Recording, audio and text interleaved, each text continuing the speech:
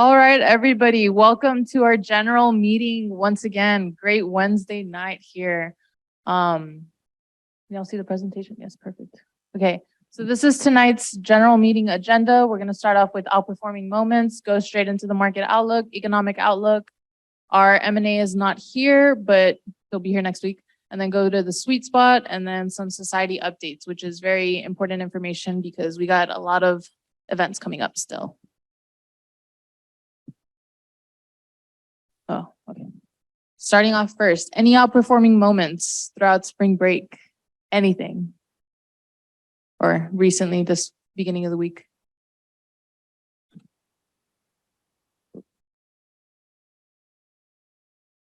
Mr. Sweet rode a bike for 8 years now, right? Congratulations. Nice. Very impressive. And straight every single day, right? That's very impressive. I cannot relate. Anyone else? We need 2 more outperforming moments. Come on, y'all. Anybody having interviews, job offers? Yes. Nice. Congrats. Counting's very important. 1 more outperforming moment. Yes.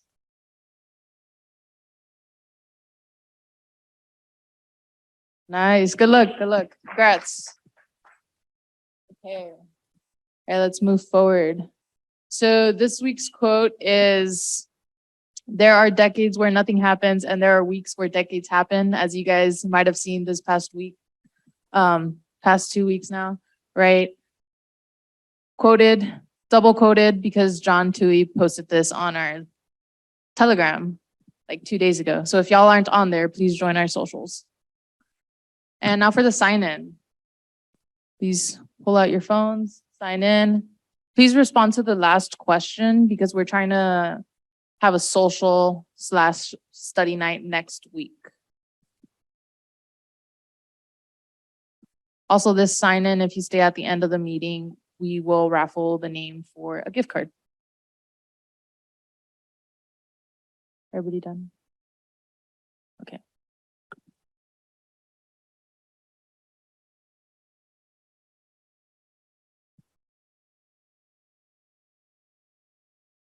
Thumbs up when y'all complete it. Good stuff? Okay. Thank you, Alina. Nice, nice. All right. And now for the market outlook from Juan Carlos Sanchez. Round of applause. Hello, hello. I hope you all are doing well. As you can see or have told, the market is not doing well. So first updates on the S&P. 2-week movement from our last meeting actually gone down 1.38%. You can see here today it closed at 3,936 points, lowering from yesterday 1.65%. And throughout these 2 weeks, we see that that decrease of 1.38%. SVB, Silicon Valley Bank, March 8th started having problems. March 9th, I think March 8th, 60%, that stock declined. And then on March 10th, FDIC went and took over that. So prior to the movement of March 10th, you can see that giant slope down. That's when all of the SVB was happening, low liquidity for SVB. They were trying to get capital, people were removing money. And we see that constant decline all the way down to 3,861 points. And then another thing that is also happening for the S&P 500, we see towards the end, which is today, Fed raising rates. Yesterday, the S&P was at 4,002 points. Pretty good. There was unaware of people. I'm tired. So here we see a decline then to 3,936 points. This is when the Fed raised rates. And here we have beginning of the year, in January, just sporadic movement. It pretty much just went up slightly throughout these years. And this is today, completely red, not good. See the financial sectors, JP Morgan was down 2.58%, Bank of America, 3.32, Wells Fargo, 3.33, and Citibank, down 3.2%. Financial sector's in the bottom left. And then this is from the month.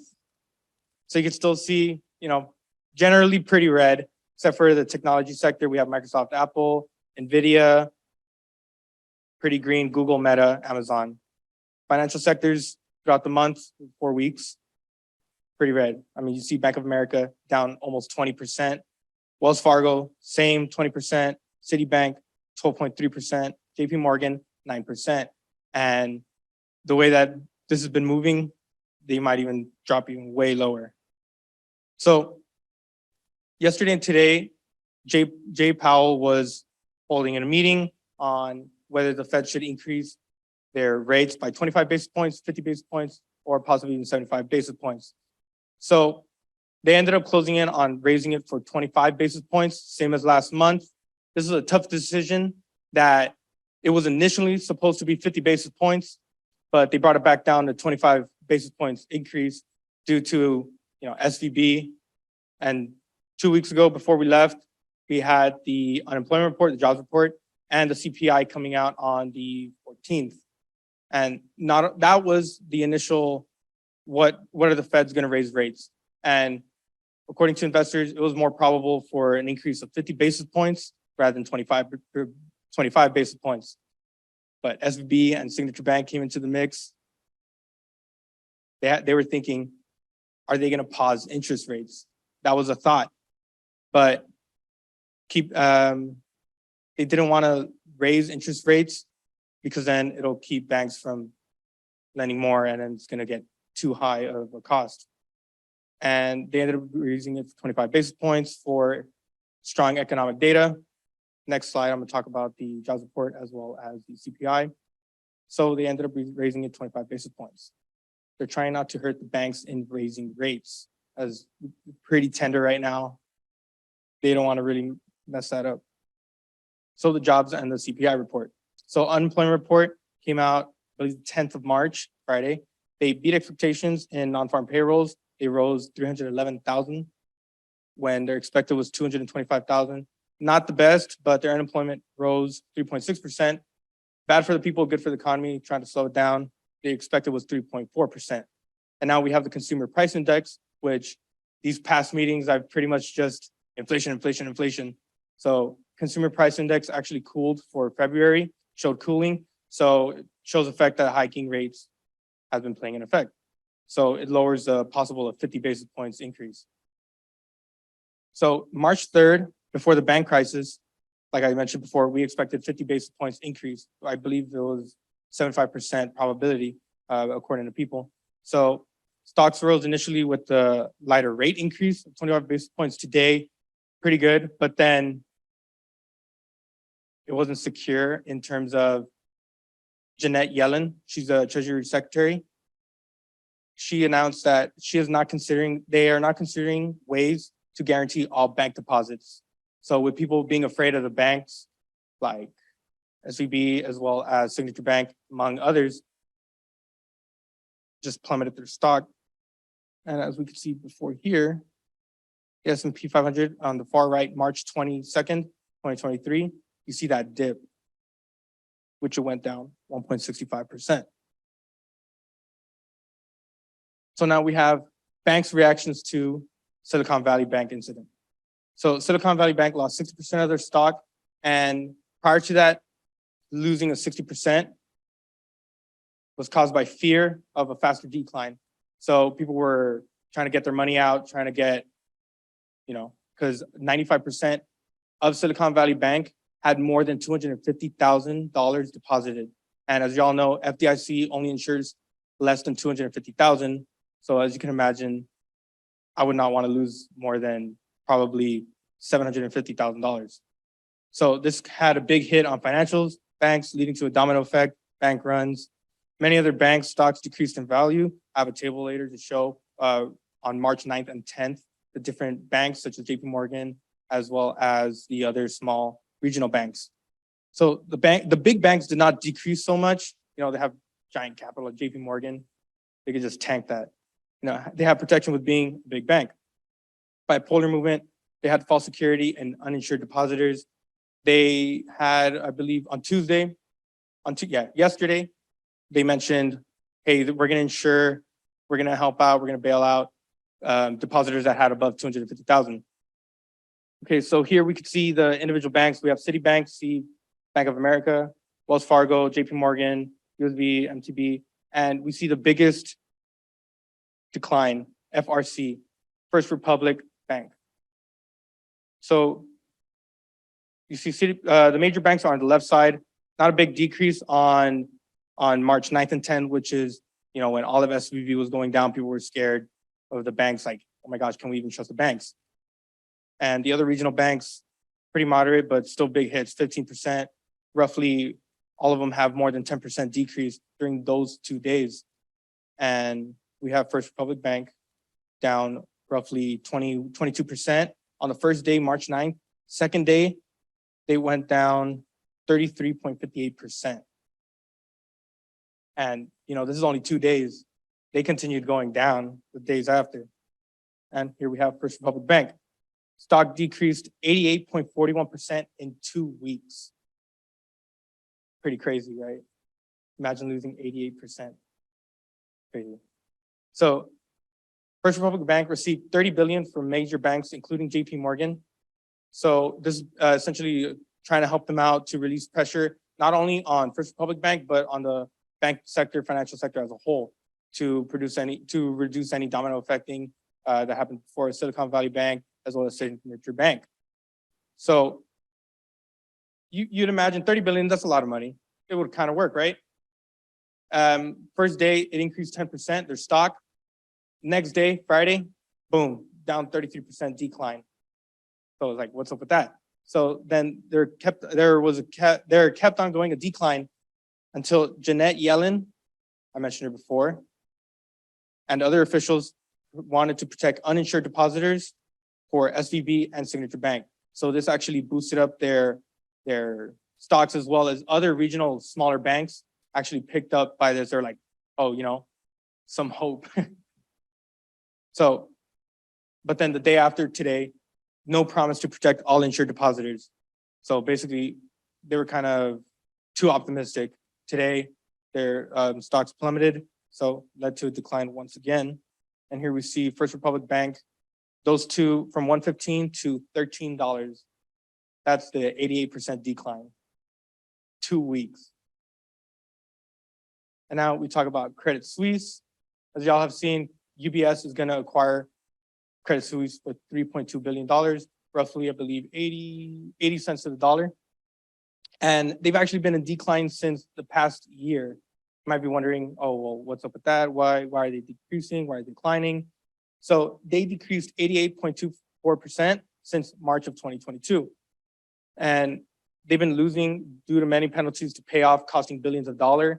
In an article in October 2022, they had to pay $259 million for settlement against alleged tax evasions during 2005 to 2012, as well as another article, 2016, from the SEC, the Securities Exchange Commission. Suisse paid $90 million for misrepresenting a performance metric.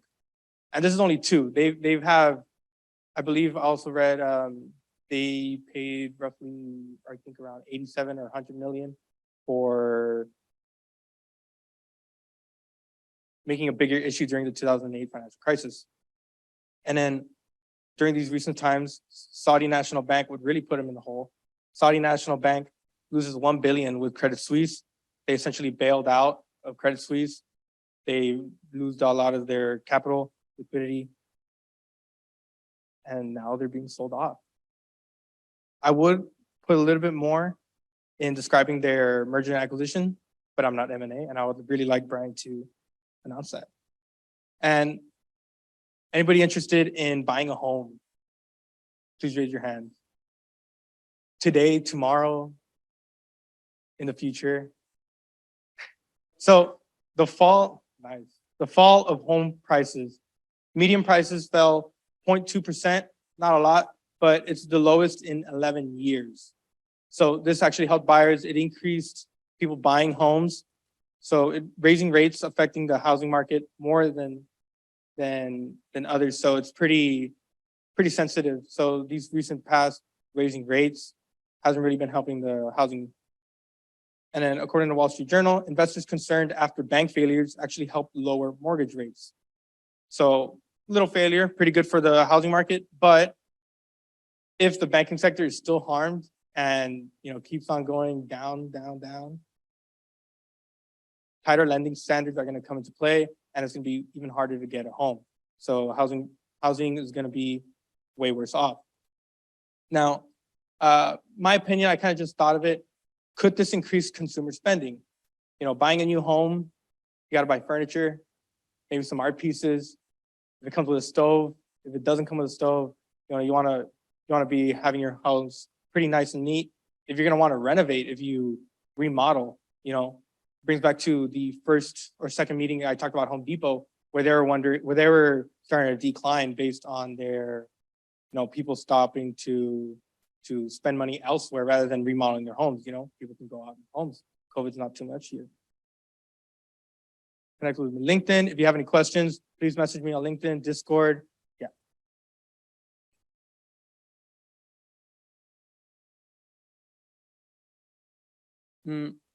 I am not sure, but I will figure it out for you by the next meeting. Not by the next meeting. As soon as I can. Message me on Discord. I'd be happy. I'll post it as well. Anybody have a quick question? If I can answer it or not, I'll get back to you regardless. Hey, maybe Alex can actually answer that for you. Next up, Alex with economic perspective.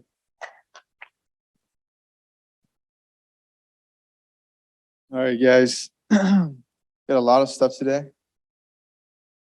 Got a lot of things. I'm gonna talk about SVB, the overall banking industry, kind of the Caucasian effect, and also some of the bank term funding program.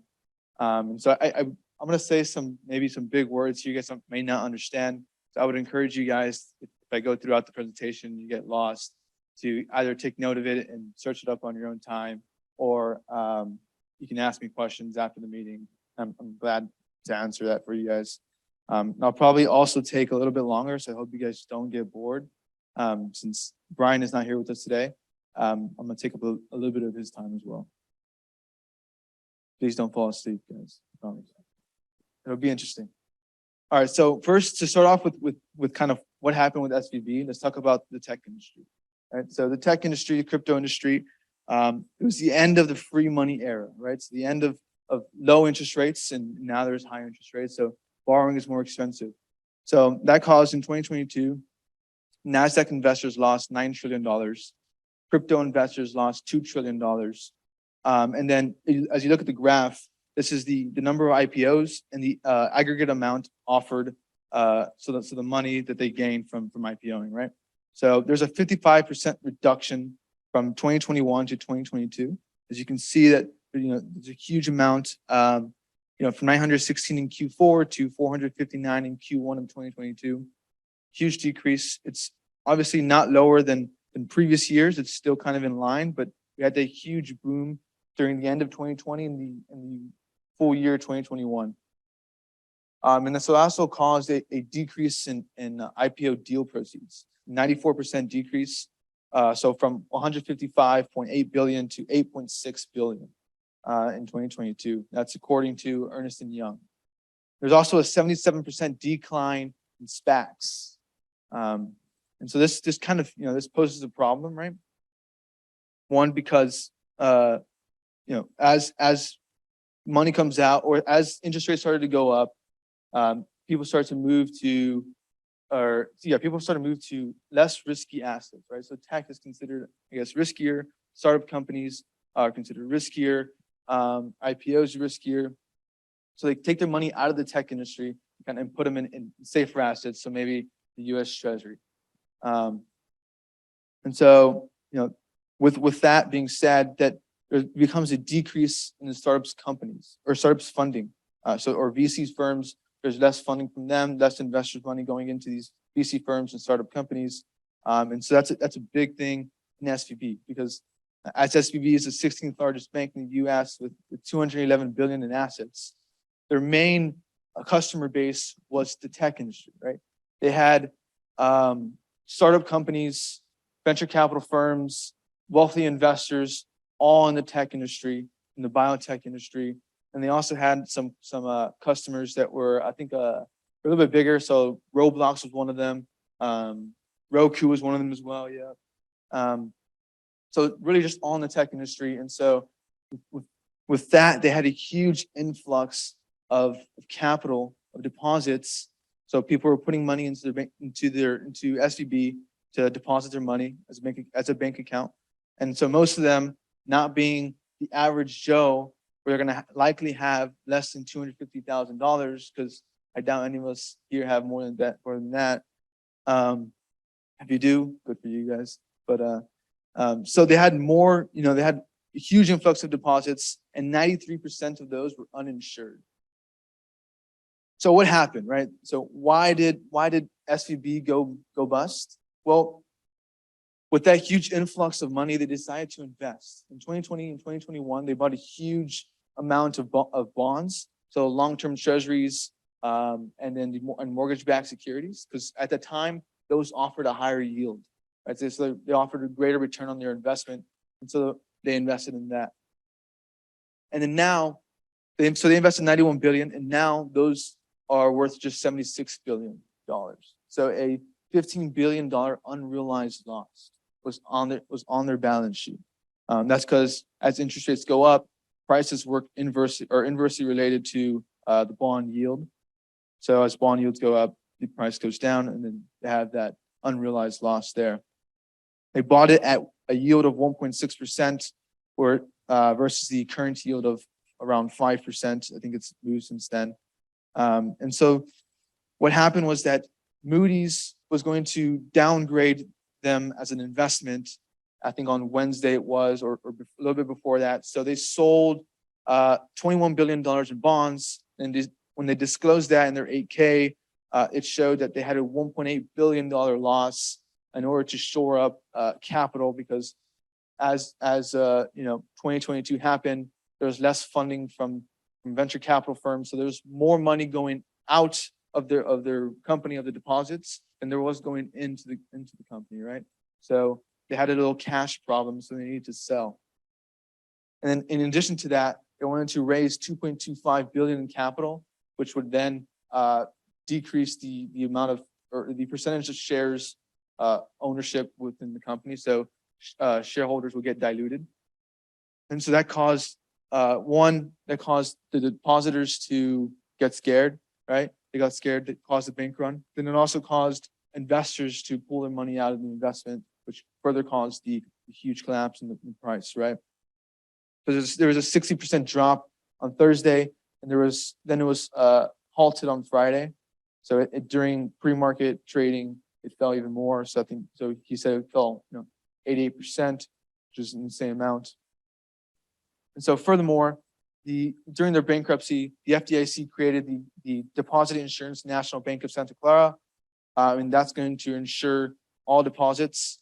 And then, as well as they said, they're going to insure all uninsured deposits. And this chart shows just how much of uninsured deposits they had in relation to insured deposits, right? So they had, I think, what is that? 170 around there, $billion in uninsured deposits. They had a huge amount of uninsured deposits, as well as SVB UK was bought by HSBC for £1. This is it's crazy, right? So every depositor is going to get covered by this. All uninsured deposits are essentially getting covered, and so they're safe. But the shareholders incurring a total loss. So they did not win there. The biggest winners here were the big banks: J.P. Morgan, Citi, Bank of America, and Wells Fargo had a huge influx of deposits. Right, so that helped them out. All right, so the contagion effect. So before SVB, Silvergate Bank, which is a leading crypto lender, which had 11 billion in assets, they decided that they were going, or they announced that they were going to wind down operations and liquidate the bank. Right, so this was the day before what happened with SVB. So then that kind of helped cause the bank run in SVB. And then SVB helped cause the bank run in Signature Bank, which is another crypto lending bank, right? They had 110 billion in assets, which they were the third largest bank failure in history. And SVB was the second largest bank failure in history. And so SVB caused caused the depositors in that bank to take out their money from that bank and put it into a safer bank like the JP Morgan and Wells Fargo. And then First Republic also, they had a huge bank run, which I'll get into kind of why they're had a huge bank run, even though BC deposits only accounted for 8%, and the majority of their customer base were just regular, people. And so they had, as Juan Carlos said, they had a $30 billion in deposits from all these, it was 12 banks, 12 big banks deposited money in there. And we also had PacWest. You can see that this is not updated, but this is like the few days, I think until Friday, I think it was. That's a huge drop that these banks had in their share price. So the level of risk at banks, right? So these banks decided to invest in US treasuries, which is supposed to be the safest investment in the world, right? But I guess that could be debated now that that's what caused them to go bankrupt. As you can see here, this chart or this graph here, this chart here is going to show us the uninsured deposits. Third column is going to show us the uninsured deposits per the domestic deposits. And then the fourth line is going to show us the loans held to maturity securities, which is just, they're going to hold the bond until it matures. So they buy a bond for 30 years, they're going to hold it for 30 years as a percentage of the total deposits. So in both of these, higher is riskier. So if you look at SVB in the second row, they had 93.9% of their deposits were uninsured and 94.4% of their held to maturity securities for total deposits, right? So, they were a really risky bank in terms of that because, they had a huge amount in deposits that what they weren't able to or weren't going to be able to cover the uninsured deposits, right? Or the short-term cash transfer when people are asking for the deposits. And so firms do this because it benefits them, right? They don't have to market those losses. They can just have it on their balance sheet. And so this is the big 24 U.S. lenders in the KBW index. Their value held to maturity bonds was 2.21 trillion, which are now $1.91 trillion valued today.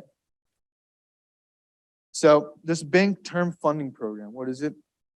So the Federal Reserve and the FDIC are planning to cover the Big 12 or basically all the banks uninsured deposits. So that equates to $7 trillion. But JP Morgan said they're likely not going to cover the big banks.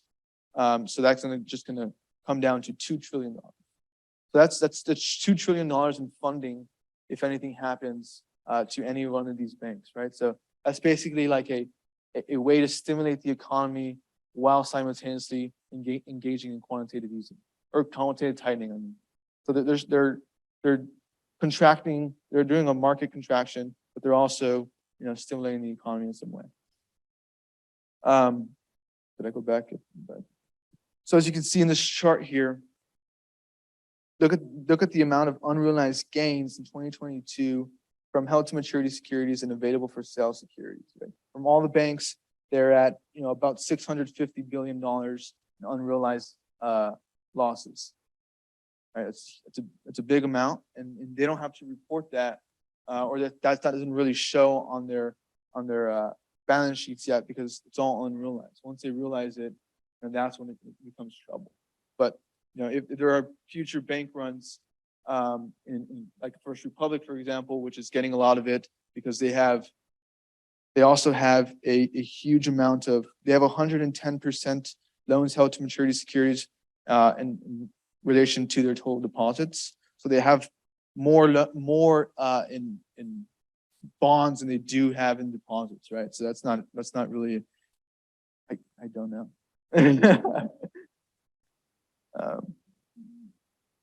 Yes, so So that's not a good thing, right? So the way they're doing this is that they're going to offer this liquidity for any bank that fails, and they're going to hold the bonds, these treasuries as collateral. And so what's going to happen is that the Fed will accept those bonds at face value, not at the market value.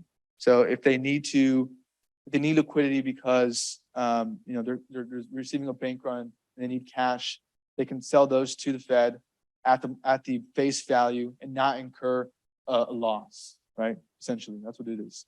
And so, these securities are only eligible for the U.S. Treasuries, agency debt, and mortgage-backed securities. And the purpose for this is to prevent another SVB, another signature bank. All right, so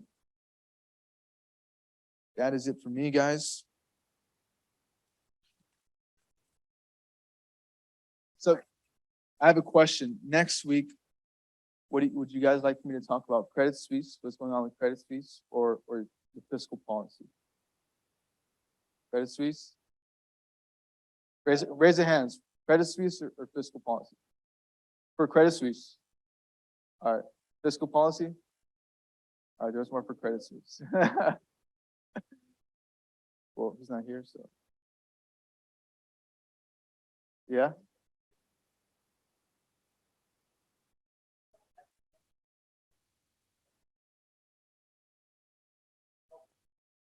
Well, the FDIC created that so they can cover the deposits. Yeah. Well, we have a speed spot now.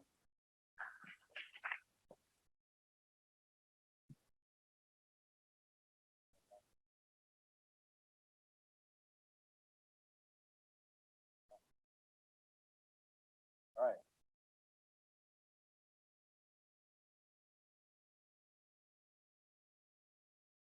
So while y'all are out on the beach, I was watching markets. So,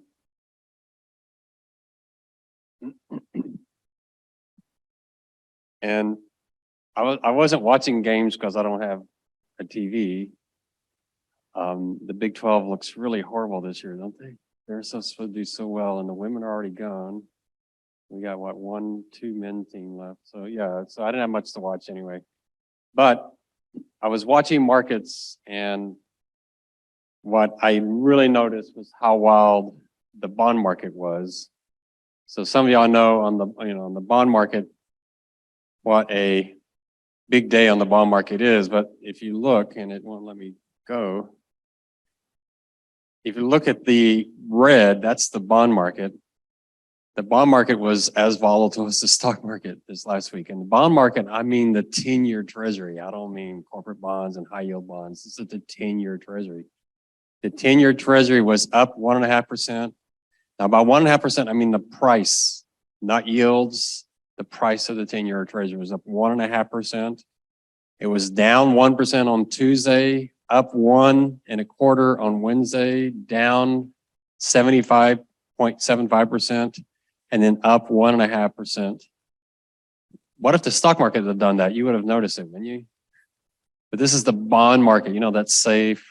What do we call the 10-year treasury? Anybody remember in your finance class? The risk-free security. Does that look like a risk-free security to you?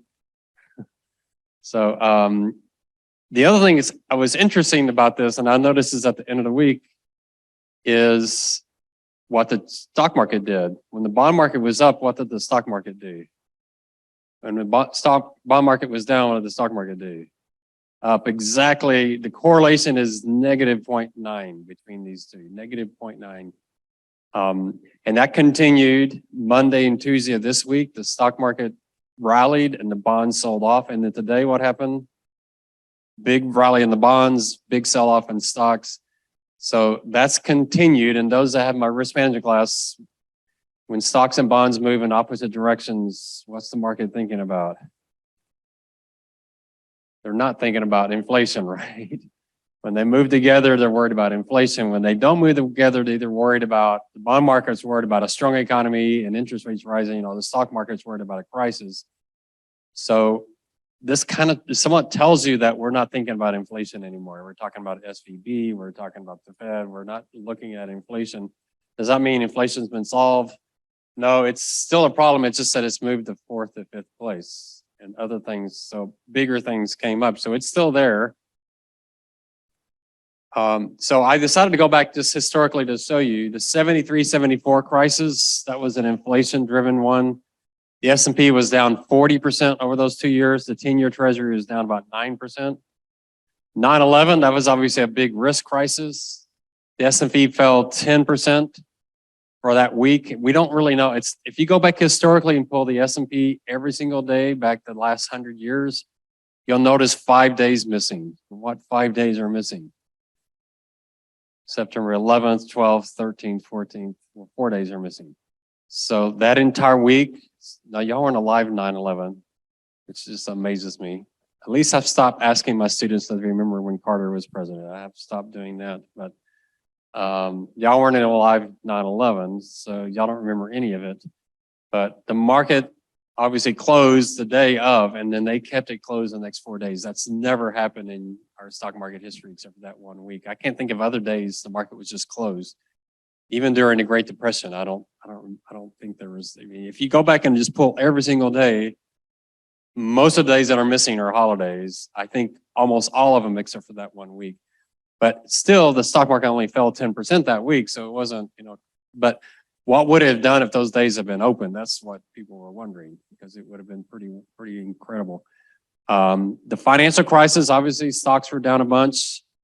There's where you see the hedging ability of bonds. Were we worried about inflation in 2008?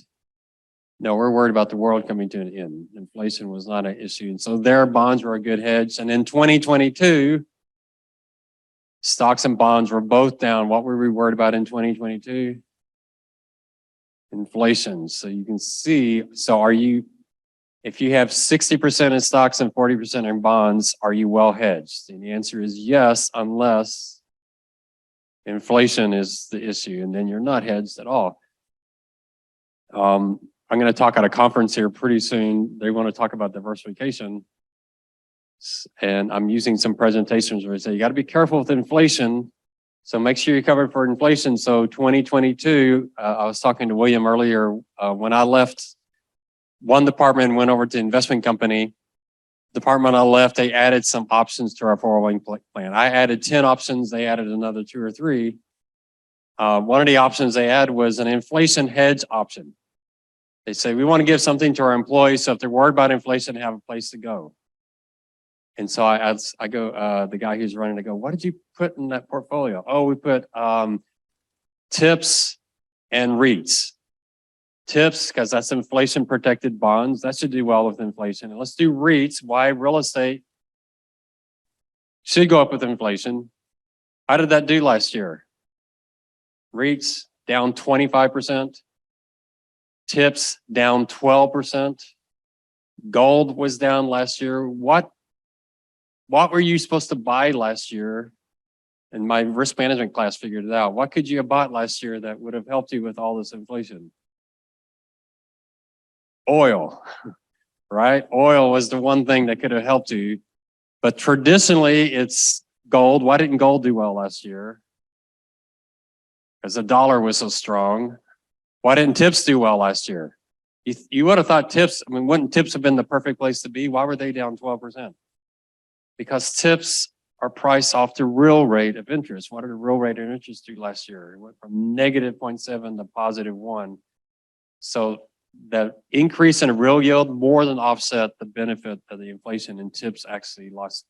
There was unless you had a bunch of oil in your portfolio, there was no place to go. So it's gotten wild. We just thought, we don't know what to do anymore. It's kind of gotten crazy. There's a correlation between the 10-year and the S&P 500. Here's the 1-year correlation. What do you notice? Recently, they become more correlated because of the inflationary fears. You look on a 5-year basis, they're still I've got this line's in the wrong place. It should be on the 0 line, but they're still negatively correlated. But that's because inflation was all in 2022. So when you do 5 years, it hasn't gotten that correlated. And so what I think is interesting is we've gone from them being highly uncorrelated in the 90s, 2000s, 2010s, because inflation got solved, no one was thinking about it. And then here recently, 2022, suddenly they became correlated again. And then this last 2 weeks, they've gotten uncorrelated again. So I was asking my risk management class, there's something wild going on. The two markets are moving opposite. And which market's more important to listen to? Who's the smarter of the two markets? And I don't know the answer to that. I remember when I was at USA, I tried to answer that question. Who's better at predicting? So when the bond market goes crazy, does that mean the economy is going to blow up? Or if the stock market goes crazy, which is better at predicting? And I don't think it's consistent. The theory has been the bond market's great at predicting crisis and the stock market's great at predicting the recovery. But I'm not even sure that's all that true. You'd have to go back and look. Which of these are in the leading economic indicators? It's a trick question, but which of these is in the leading economic indicators? And the answer is yes. Yes, they are. They're both in there. So economists think the stock market's good at predicting what the economy is going to do, and the bond market, especially the steepness of the yield curve. So I thought it was a pretty wild week. I don't know if y'all noticed it or not, but I thought it was a pretty wild week. Something's going on, but what I think is the biggest thing is the bond market is much more volatile than the stock market right now. And the bond market is telling us something, but I don't know what they're telling us. All right. So if anyone figures that out. And why don't we know what they're telling us? Because they have no clue what they're doing. Positive, negative, positive, negative, positive, negative, negative, positive. Does that sound like someone who has a clue what's going on? And I don't mean a little positive, a little negative, plus 0.1. I mean massive swings. Over 7 days, we've seen no less than a 1 sigma event and a couple of 3 sigma events.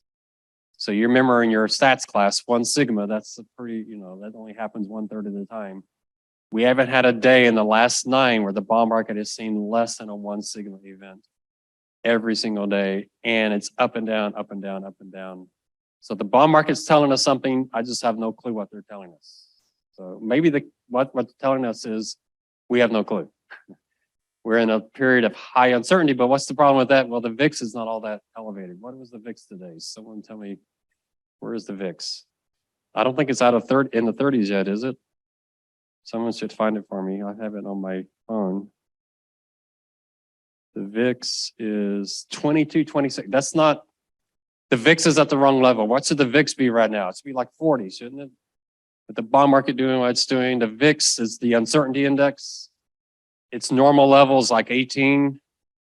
22 is not all that elevated for the VIX. So for some reason, the option market's not all that worried.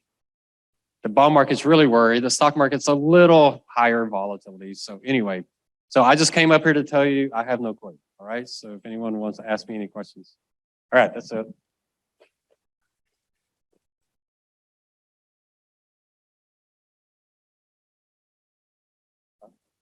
Oh, no, I don't need it. Yes. All right, awesome presentations, very informative and very relevant. So let's continue with the semester outlook for graduates, any upcoming events, as well as important announcements. So these are the important dates left for this semester.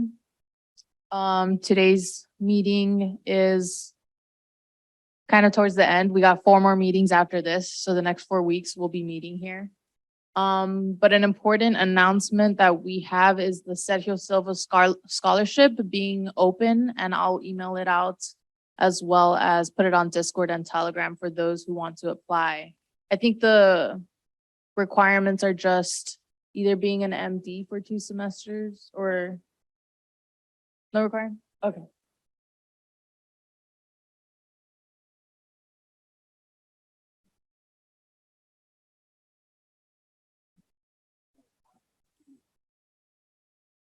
Gotcha.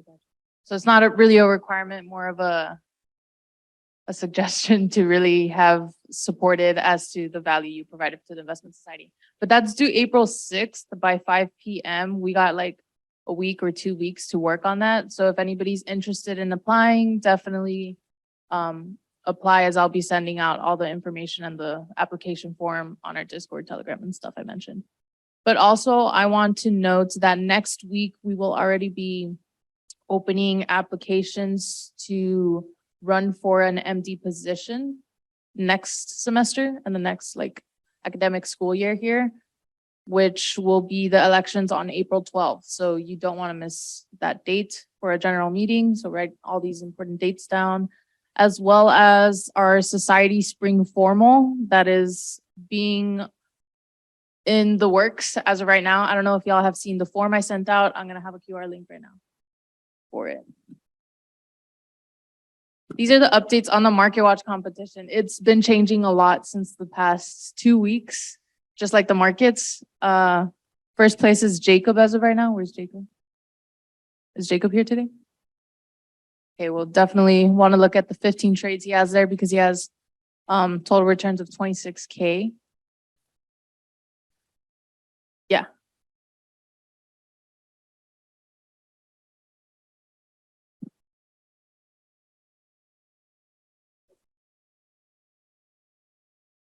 Oh, wow, impressive.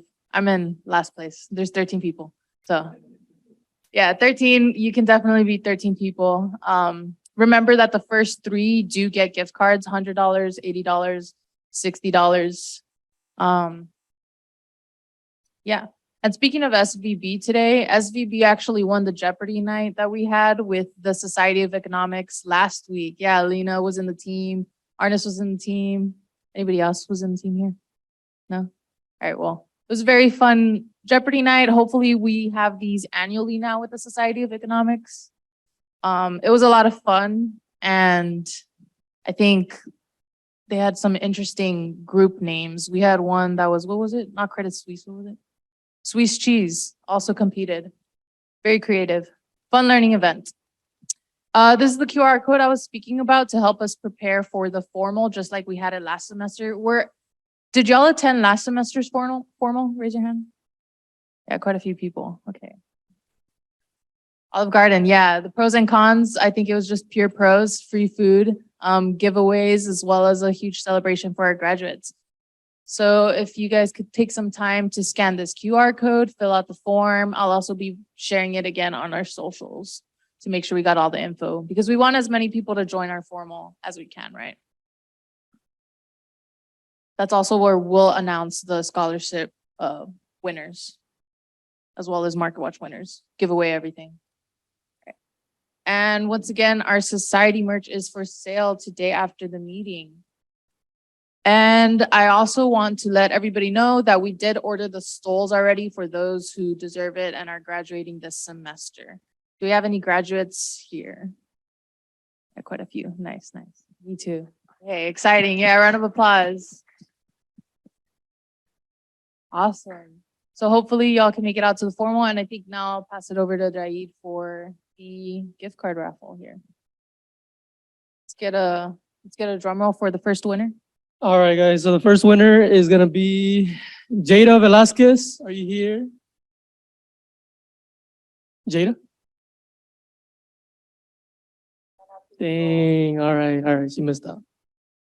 All right. Second person. Can I get a drum roll, please? It's gonna be Raul Medina. Congrats, man. Come meet me over here. I'll get your name. I'm sorry, guys. You give me one quick second for the last one.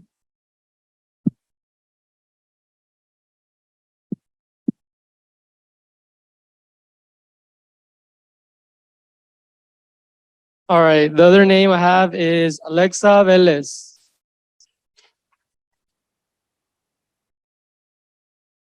All right. Just meet me after, and then we'll get your name and info. Thank you, guys. I'll pass it back to the pres. Awesome. I think that MDs, am I missing anything? Any important announcements? No, I think that covered everything. So recap, apply for the scholarship. Stay up to date on our socials and fill out those forms that are going to help us a lot, please. As well as keep out on a lookout for a study night next week. Thank you guys for attending, and see y'all next week. Have a great one.